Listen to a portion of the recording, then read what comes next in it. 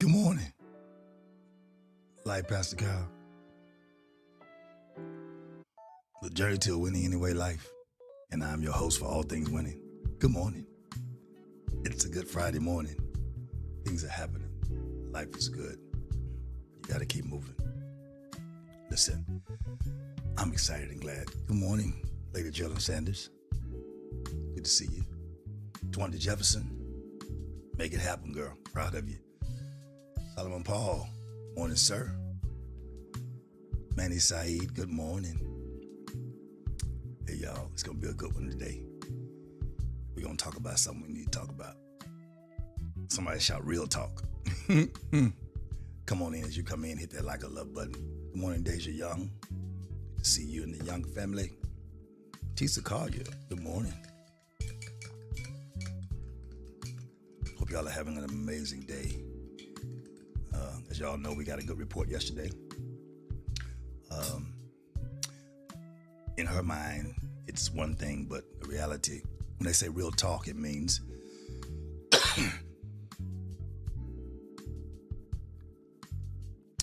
you have to still be careful. We're working on the surgery day. Hello, Shay Williams. God bless you. Good to see you. Working on her final surgery date. We kind of got it done. We're putting it between the women's conference and other significant engagement that we have. And so, but other than that, his first words were, wow, miraculous. And I was like, wow, what a word to use. And I believe in that word. So listen, grab a friend, text someone, let them know that we're on this morning. Hello, Naya Brewer. Let's make today great. I'll be right back, I think. I'll be right back. I want to get something to drink to clear my throat. Y'all hang in there. And let's see. Maybe first I'll bring something. Well, I'll be right back.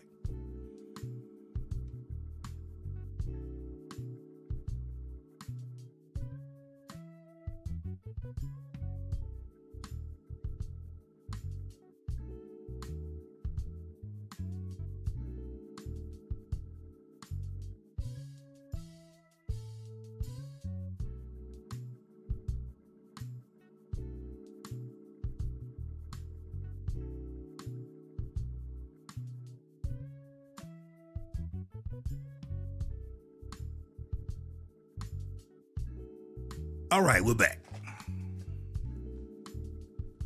We're gone. We're back. We're gone. And we're back. I'm just like some of your lives. You're unstable. Sometimes you're here. Sometimes you're not. Sometimes you're here.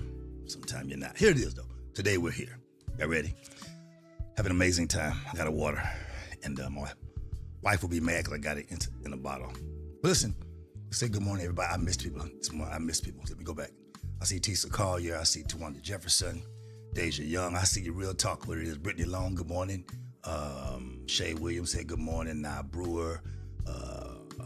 Geraldine Shelvin. Roy Sells, good morning, man. Happy anniversary, sir, and all that stuff. The family. Vanessa Davis. Maria Briscoe. Mabel Rice. Raquel Kyle. Good morning, y'all. Listen. This morning's going to be an amazing morning. I'm going back into something that's major in a different way. I want to simply talk real quickly about understanding how to live a winning anyway life. Hey, Katrina Cooper. I got to trace your lineage because my family were Coopers. Minister Danielle Taylor enjoyed the conversation yesterday. Real thorough, open, clear, honest, straight up. I really enjoyed yesterday. So I will talk again for sure. Kaya Simone. Kaya Kava Simone. Wait a minute, the singer? Is that you? I can't see your face because the Facebook is in front of you.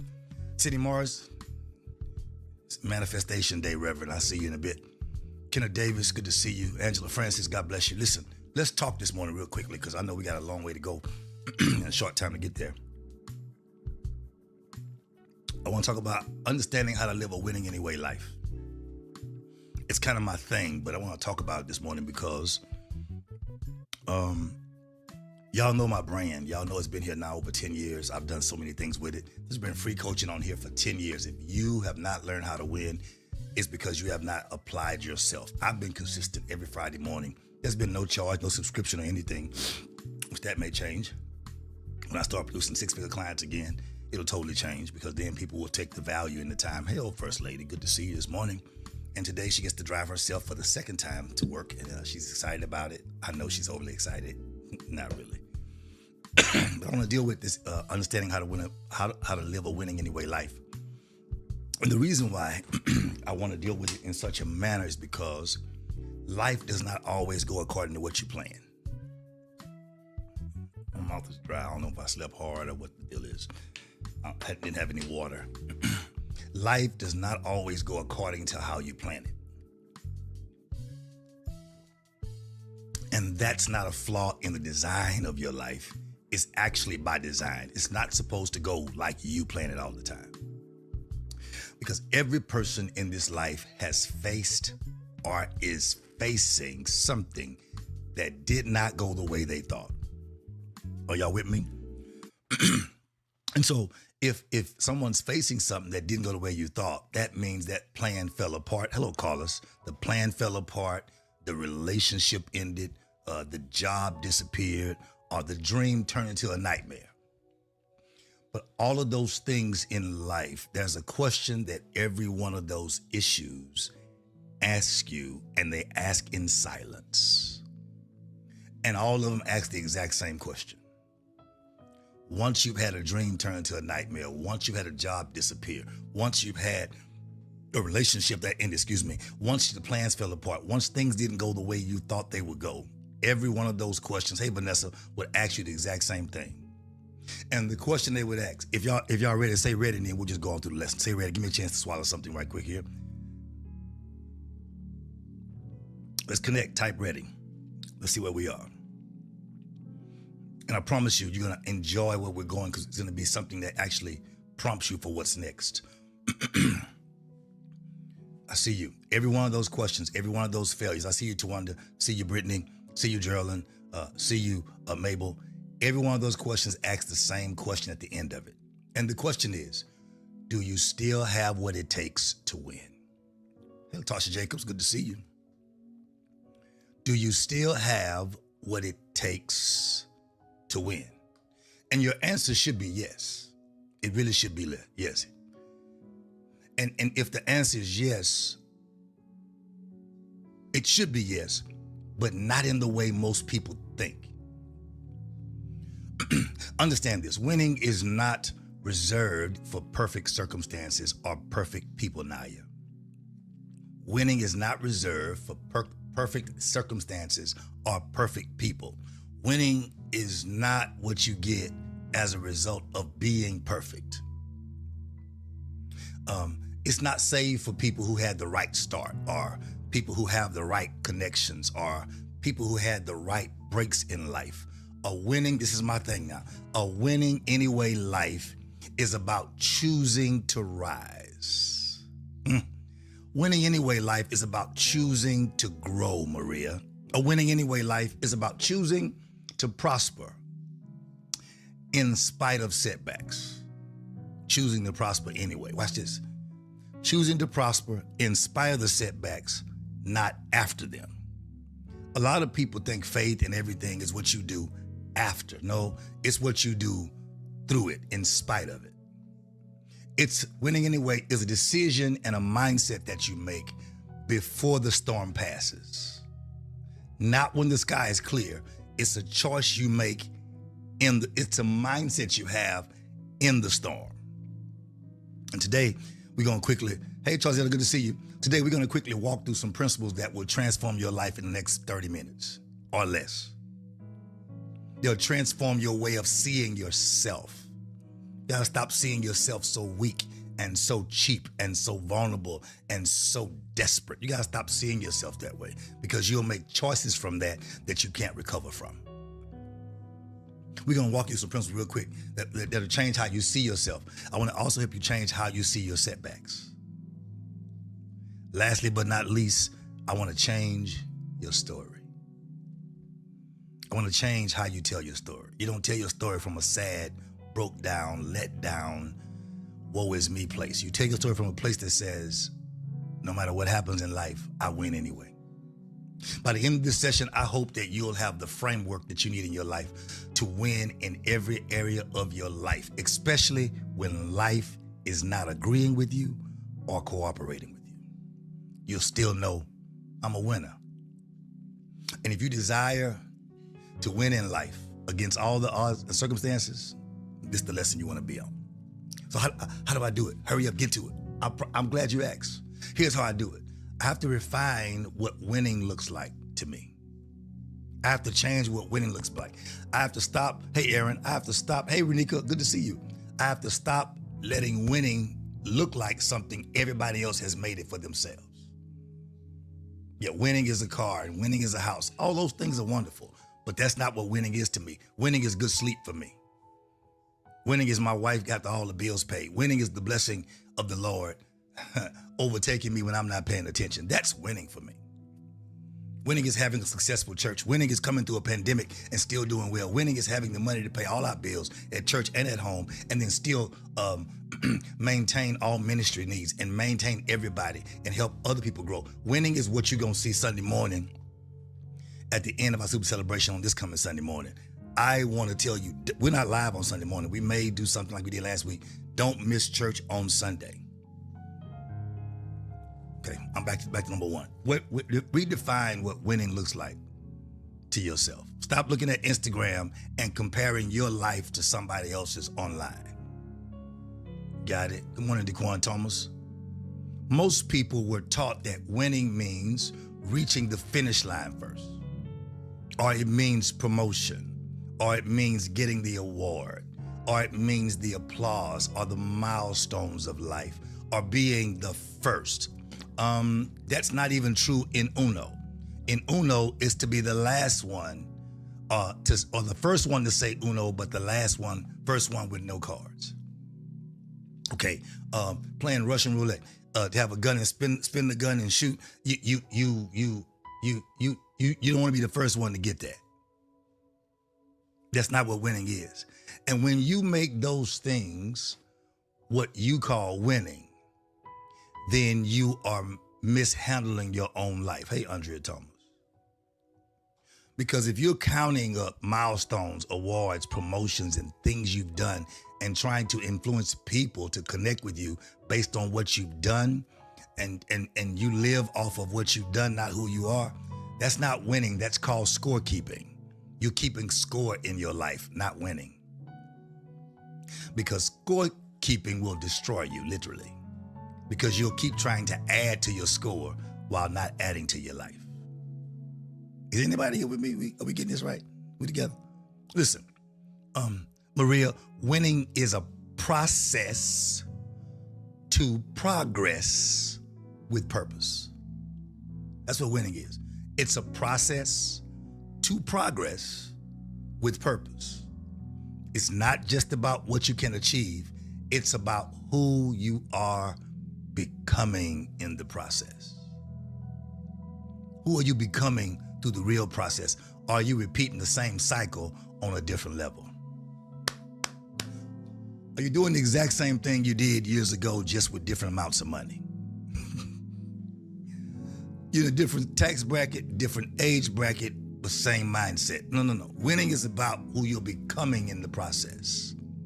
Because the person who stays consistent when no one else is watching, that's who's winning. What's up, Alan Harris? That's who's winning. The person who's consistent when nobody else is watching. The person who gets knocked down this coaching. The person who gets knocked down 6 times, listen very carefully, Gerald and Shelvin.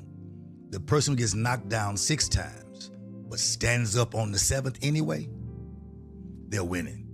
And all you see is, they got knocked down once. Oh my God. They got knocked down twice. Oh my goodness. They got knocked down 3 times. This is their 5th time. On the 6th time, you start agreeing with the enemy. Just stay down. And they're saying, you don't know who I am. I'm not a loser, I'm a winner. So I stand back up on the 7th time. That's a person that's winning. Even if the scoreboard doesn't reflect it. Their tenacity, their resilience does. So you have to make sure that you understand who you are going through the process. Then as you begin to understand who you really are going through the process and how difficult it is and how frustrating it is, and redefine what winning looks like to you, not to everybody else, not to social media, not to your family, then sometimes you have to do it by separating your worth from your outcomes. You have to separate your worth from your outcomes. Just because you lose your job does not mean you're worthless. It just means someone has not come to understand your value yet. I lost my job, so I'm waiting on the next person to understand my value. But I don't lose my value because I lost my income that determines my outcome. My worth should really increase when I lose my job, because when I lose my job, I should focus more on what I should be doing. So the next job, I should have increased between the channels. One of the most dangerous lies we believe in life is that our value is determined by our results. Because then when people dog out your results, you take it personally. When people tell you that this is not what it should be, you take it personally. And sometimes it's not what it should be for them. And if you take that personally, then you are valuing yourself by results. When you untangle your identity from your outcomes, you become free. What's up, Wandale Brewer? You become free to do a couple of things. You can take risks to do better, risks to try again, risks to even fail if you have to, because real failure is the foundation of a winning anyway life. Failing is not the problem. It's choosing to stay in the failure too long. Okay. Here are the daily questions with a winner mindset that you have to ask yourself every day. And these questions change everything. Here's the question. Go back to it again. They say in Sunday school, are you ready for if you were in Sunday school any level of time, Baptist, Kojic, wherever you are, when the superintendent read and he says, are you ready for the questioning? You ready for the questioning? Type ready. Come on, y'all, type ready. Hurry. So this is Friday. I'm ready to. She's driving herself because I got appointments today, and I'm excited about it all. It's gonna be a good day. Today is I can't use that word because y'all get scared. Today is a financially beneficial day, in Jesus' name. Y'all ready? Here's the question that changes everything. When you untangle your identity from your outcomes and situations start to change, here's the question for you, Deja. Have you been showing up as your best self? Or have you been showing up as the settled you and wondering why people won't receive the settled you? The settled you is that the person that, when you say things like, oh, I just threw on something to go out the house, I laugh at people like that. I said, you aren't expecting to see anybody or meet anybody. And whoever you decide to meet or see, you aren't expecting them to see the best of you because you're giving them what you settle for. And you want them to settle for what you settle for. Here's the question. Did you show up as your best self today? Every morning, you should ask yourself, am I prepared to show up as my best self today? Eliminate all distractions, Warner M. Shelvin, and show up as your best self every day. Does not mean dressing up. If you're gonna stay home and rest, are you having the best breakfast? Are you taking time to fix yourself quality tea? Are you gonna lay in your bed longer? Are you gonna take time to do your face regimen a little bit longer? Are you showing up as your best self? Or are you trying to give me your trash and mad because I don't do garbage? Your best self every day. Pastor, you doing too much. No, I'm doing me. You just are not as much. And that's why you're who you are at this time. We're going to build you though. So how do you do that? You have to decide to build resilience as a daily practice. I don't care what happened yesterday. I'm going to show up as my best self. Here it is, expecting better today or tomorrow. I'm expecting better, so I got to show up as my best self. So I'm building my resistance every day. Resistance is actually a skill, not just something you say. It's a skill, and like every skill, you have to build it through consistency. You got to build it when you're tired, build it when you're wore out. You have to give yourself time. It's an intentional practice to be resilient. It's intentional to bounce back when things are not right. It means if it's a skill I can learn and develop, then it means I can develop starting right now. 34 of you on here, 26. With all 34, hit that like a love button. Good morning, Dana Wells. She said, good morning, GTWC. Good morning, this is my life. Good morning to me. They can't. No, I'm just kidding. Just messing with you. I've been teasing for the last couple of weeks. I've been strenuous on her a little bit. That means you can develop your resilience right now. So here is how I develop it. Watch y'all. Y'all gonna like this part. So Maria, you're gonna love this. Deja, this is for you. This is for you people who deal with slow movement and procrastination. Slow movement and procrastination. You have to develop a next play mindset. Hey, Canvas Book of Sap. You have to develop a next play mindset. Okay, my wife gonna like this. In sports, the best coaches and athletes know this principle very well. They know it very well because when someone fails, watch this now, hear me well. You don't stand on the field replaying the fumble. You don't stay on the field going through the fumble over and over and over and over and over. What's up, Dr. Law? Over and over and over. That's not what you do. What you do is you call the next play. Ooh, I felt that one in my spirit right there. You call the next play. You don't stay discussing frustration. No, I'm not, Dana Wells. You say, you my accountability partner. No, Lord. I got too many of them. And I'm letting them go. You no offense, I'm just playing with I'll slightly be at like 10% on Sundays. If you don't come on Sundays, then I quit. I resign. You don't stay on the field fussing about the play, who should have been where, going through it over and over. No, Mabel. You call the next play and you pivot quickly. You call the next play and you move on. You redirect your energy toward what's in front of you instead of redirecting super energy into what's now behind you. You develop a next play mindset. When Brittany mentioned about her car and blah, blah, blah, blah, and I said, look, I want you to enjoy the moment, but I want you to also understand, what do I do with this momentum next?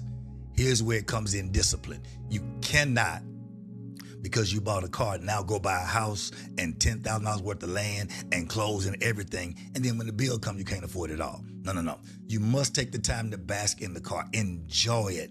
Put what's next on the mirror to know I'm building towards something. This is something. But here's discipline. You can't jump to everything. You gotta stay, enjoy the newness of it. Enjoy the goodness of it. Drive where you haven't driven. Go to the water and enjoy it. But you gotta call pretty soon. Call the next play. You got to develop a next play mindset. It doesn't mean you ignore what went wrong, y'all.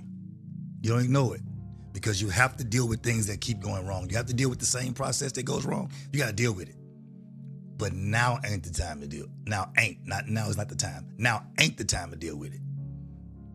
It's like at church on Sundays, I want to greet people and say goodbye after I'm tired and I've preached and I'm sweating. My wife is tired and people want to have meetings at church. I don't want to have a meeting. Now ain't the time to deal with it. Set up a meeting, call and get a time. You don't ignore the problem. It just means I cannot let yesterday or what I lost yesterday call today's plays. Because if it does, I'm going to stay stuck in yesterday today. I have to process it, learn from it, then move from it. Process it, learn from it, then move from it. I'm going to call that PLM.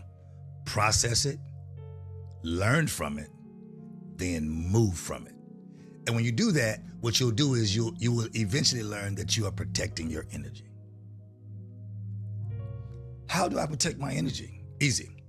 I take inventory of who and what's in my life and around me. Who are the 5 people you spend the most time with? Are they building you? Or are they quietly pulling from you? Are they helping you build your life out of their sufficiency? Not meaning money, their time. Do they see the value in investing in you? Or are they just quietly pulling things from you to make themselves feel better? Nessa Davis, you could say turning the page. You could, if you're gonna use a book analogy, but turning the page doesn't take that page out of the book. It just changes the chapter. It could. And sometimes people tend to want to change the chapter without realizing that their page is still in the book. I like that. That was good. So you got to find out, am I in this person's life? Am I really helping build them? Am I being peace for them? Am I being quality for them? What's the first thing that you enjoy when you're in their presence? You have to check that, because in evaluating yourself, you have to find out, what's the first thing I consume in the morning? What's the first thing I'm feeding my mind in the morning? Am I filling it with noise? Am I turning the radio on? What am I really doing in the morning? What am I feeding myself first thing? What is my first meal of the day? What habits am I keeping that builds my physical and emotional energy? Are my habits draining me in the morning, or are my habits fulfilling me? Who are the first 4 or 5 people I talk to daily? Are they building me, or are they people who make me feel like I'm not alone when I'm going through a lonely depression? Who in my life is slowly depleting my life? Who is depleting my winning anyway energy? And seem like they're winning, but I'm not, and I'm not as important on their winning list as they are on mine. What's up, Trish? Protecting your energy is not selfish.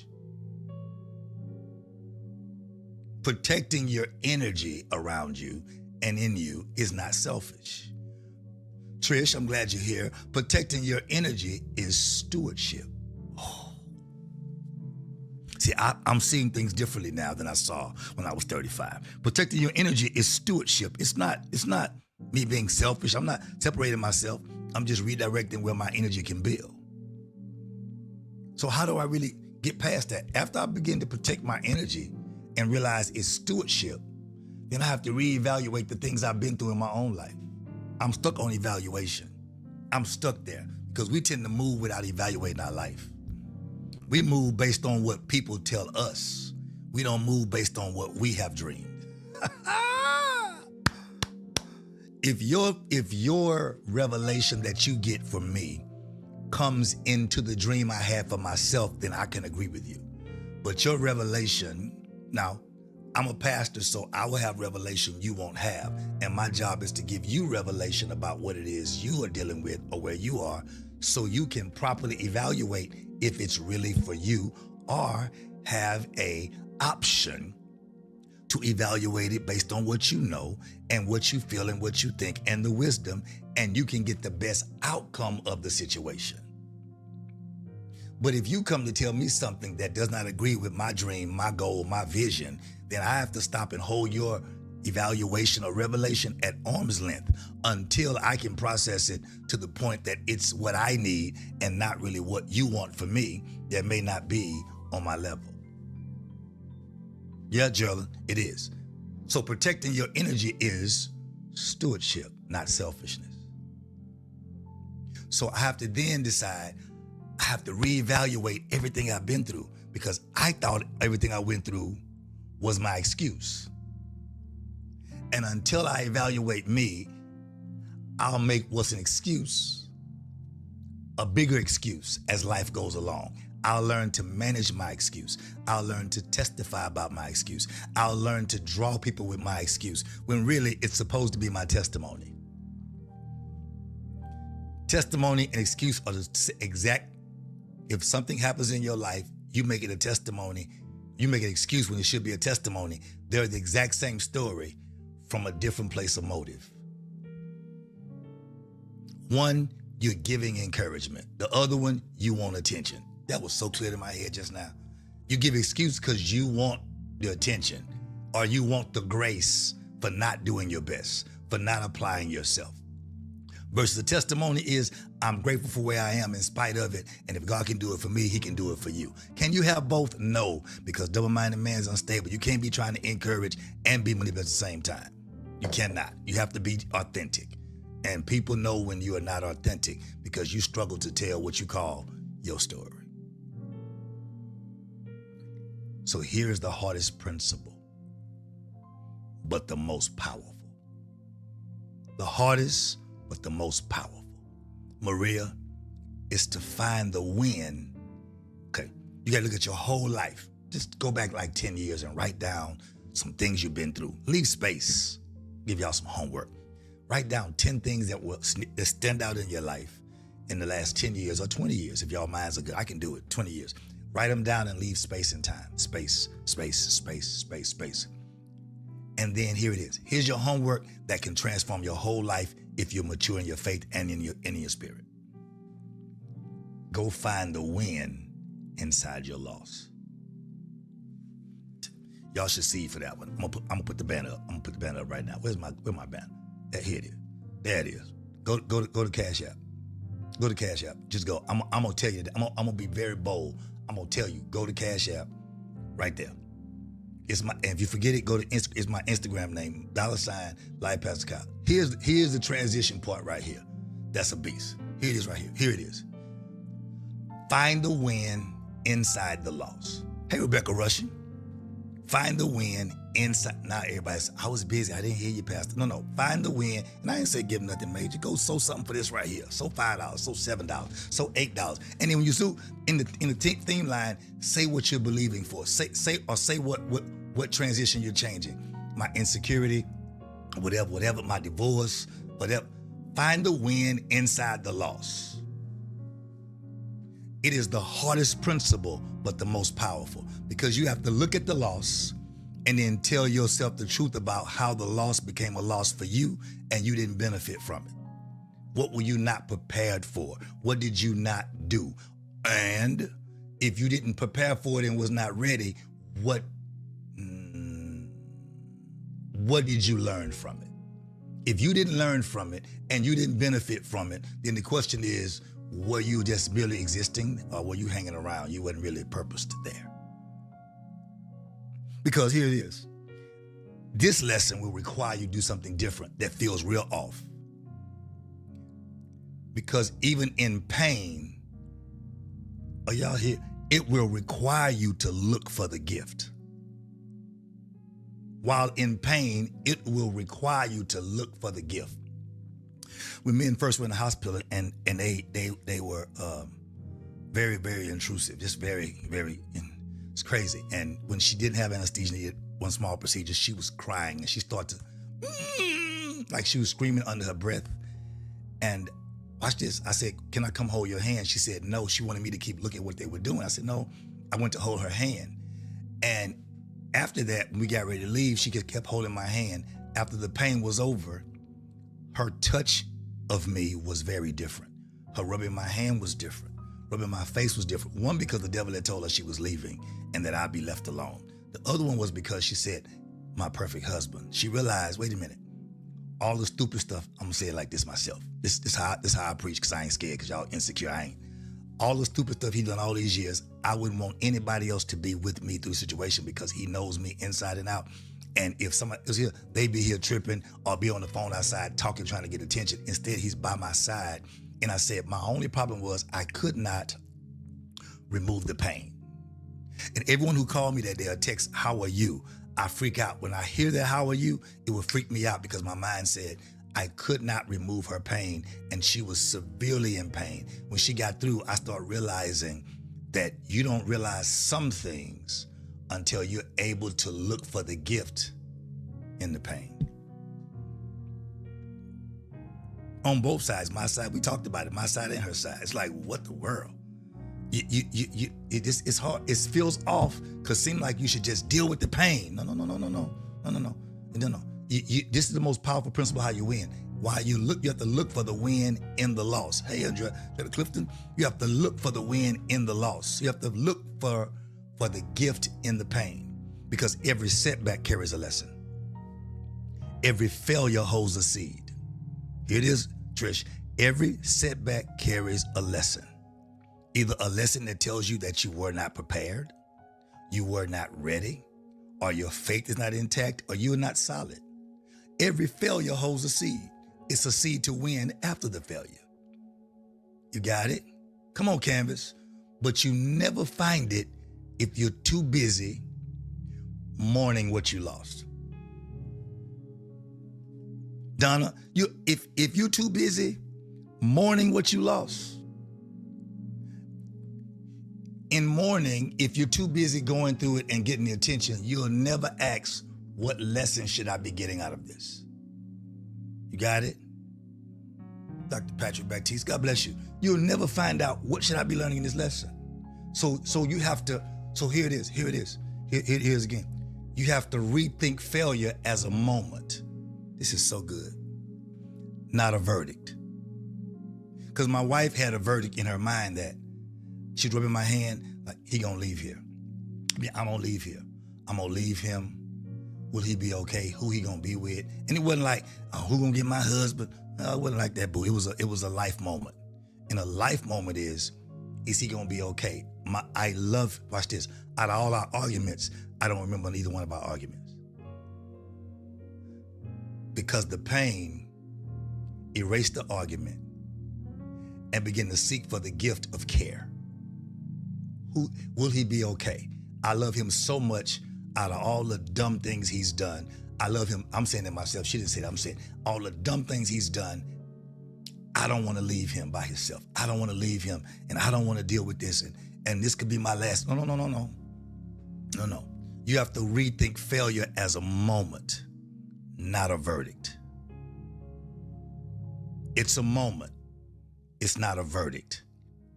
It's not a verdict until the last word has come. When you understand how to rethink moments in your life, you'll learn that let me make some of y'all frustrated. Some of y'all are so intelligent and you've had some major moments in your life. I've seen them, and I've seen you squander and screw up that moment. And it frustrates a prophet in me because I can see what was after it. And so it makes people like me have to separate from people at times, because you don't know who you really are in God, and you don't know who God's trying to be to you. While you're trying to be somebody major to God, and God's like, I'm the only major one in this situation. But when you go through those moments of failure, what it will tell you is what didn't work, what needs to be adjusted. That's how the wealthy think. Wealthy people never see failure as failure. They say, okay, what didn't work? What should be adjusted? And what direction should I try next? Because the experiment or the experience is not over because you're going through. Geraldine, it's not over because you mess up. I'm gonna talk to your face right quick. You're just collecting data on what should be next. When a company get ready to evaluate themselves, they don't just change stuff. They look at what they can do better, where they messed up, and what should be addressed or adjusted. And they collect data, and they change based on the data. You got it? So if you change based on the data, this is where you begin to grow, because now you see where your downfall or where your weak spots are. And here's where you grow. You start asking yourself, after every significant setback, you have to sit down and ask yourself some things. I'm trying to help somebody. This lesson should get y'all where you got to go. What did this experience teach me about myself? Stop throwing in the towel. Stop giving folk a piece of your mind. Stop throwing folk away. Stop trying to check them, let them know. Shut up sometime and listen. I shouldn't say it like that, but that's how I feel.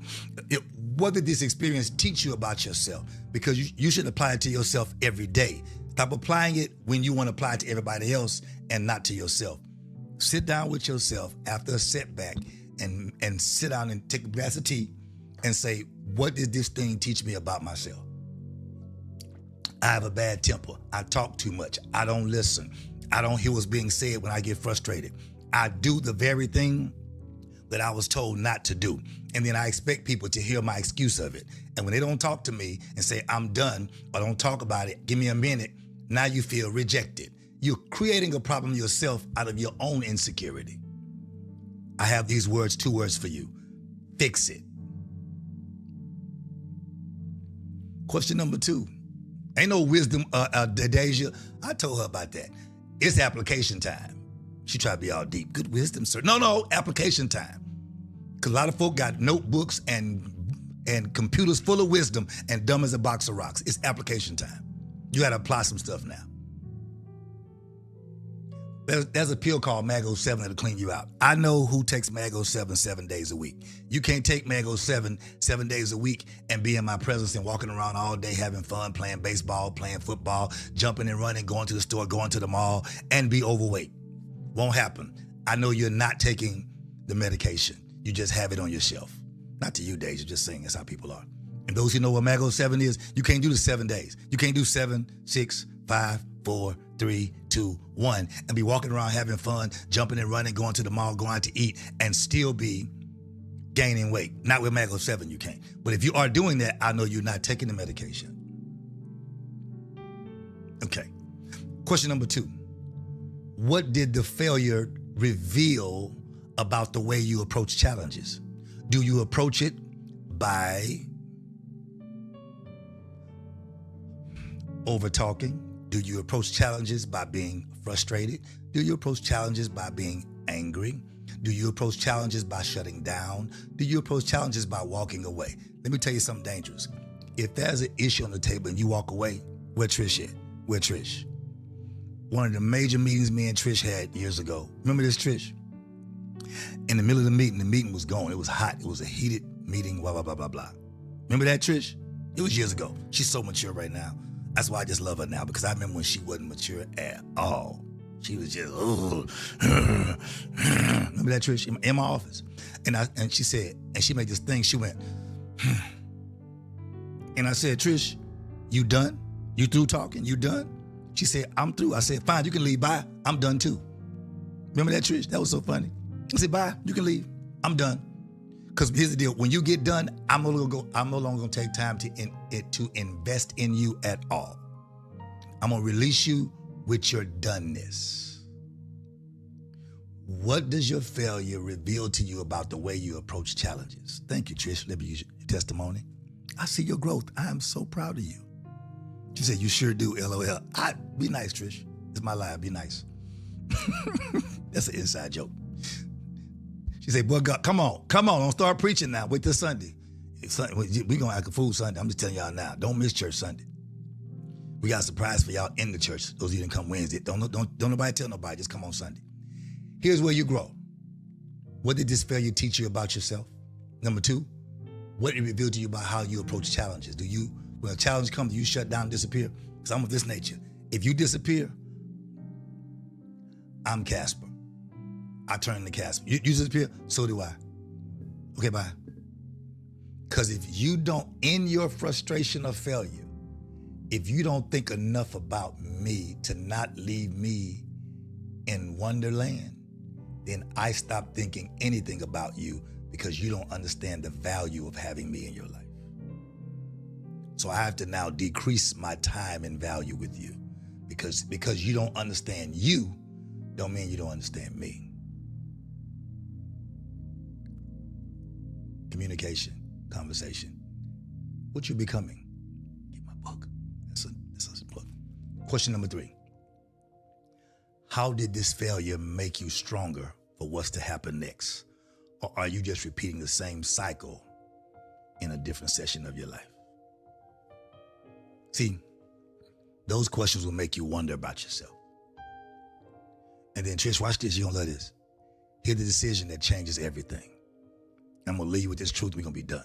I want to leave you with it because you don't have to wait for everything to be right to start winning. You can start winning right where you are. Doesn't matter what's happening now. Got it? Winning anyway is not a distant destination that you arrive when the hard season is over. It's where you rest yourself in the middle of the season that you're going through. It's a decision that you make right in the middle of the season. It's the decision you make to keep going when quitting would be easier. It's the decision that you make to go against your own rules because you value something bigger than your feelings. It's the decision that you make to keep growing anyway, when staying stuck feels safer because you know where you are.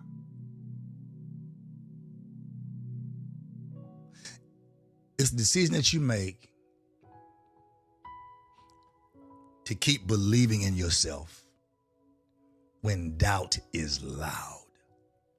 Past failures is loud. Past disappointments are loud. But you choose to keep believing in yourself. The people who live a winning anyway life are people who strive to continue to become.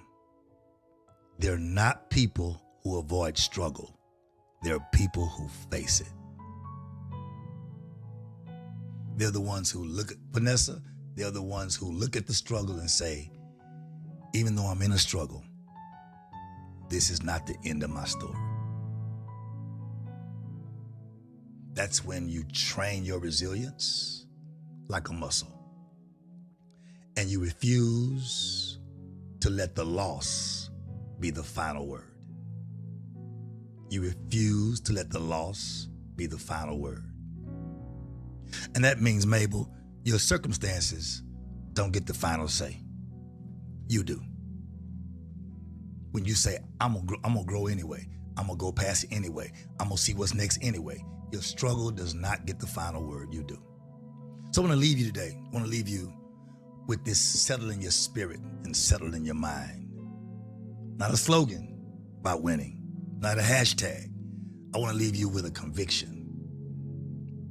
As you're moving through this world of frustration and people and children and kids and friends and exes and forwards and family and all this stuff, I want to leave you with this standard of holding yourself accountable to yourself, regardless of what's happening around you. And I'm closing right here, Andrenette Clifton, that no matter what happens in your life, you can still win anyway. Just evaluate yourself. Life is still here. If you're breathing, you're still winning. Don't give the enemy any more of your time, any more of your seed, any more of your energy. Place it where it belongs, evaluate it properly, and keep moving because life is waiting on you. Listen, this is Life, Pastor Colin. You know, you win anyway. If you just want to win, God will help you. God will put people in your life to help you. By all means, I'm here to help you. Listen, I want to encourage you. You're going to have a fantastic day on Sunday, full of going-ons and surprises. Meet us over at the temple on Sunday morning, 9:45 a.m. For the rest of you, have an amazing weekend. This is Friday. You have Saturday. Then you have Sunday before you start your next week. Sunday is the first day of your week, not Monday. So don't do woe is me on Monday morning. Oh, I go back to work. No. Make Sunday your first day. So Monday is your second day. So you've already got the foundation, what you need. And be determined. All weekend, say these words. I will win anyway. Like Pastor Kyle signing out. Come on, Andrenette. Don't hang in there. You got this. You got this. You got it. You got it. DeWanda Jefferson, make this weekend your flow weekend. You got it. Get gassed up, get filled up, get everything you need. You got this. Vanessa Davis, you're not alone. I got you. I understand. You're not alone. It's a bold move you have to make when God says so. Y'all hang in there. Maria, we got this. One of my first clients ever. And I'm so proud of her and so many others who are in the Winning Anyway session. We'll see you soon. It's time to make this Friday pop. If the city shakes, y'all, if you go outside and you hear thunder and the city shakes and some goes, you hear boom. What was that? It's me. I'm in the streets. Just this morning. Well, it means I'm out there. Have an amazing day. Keep winning anyway.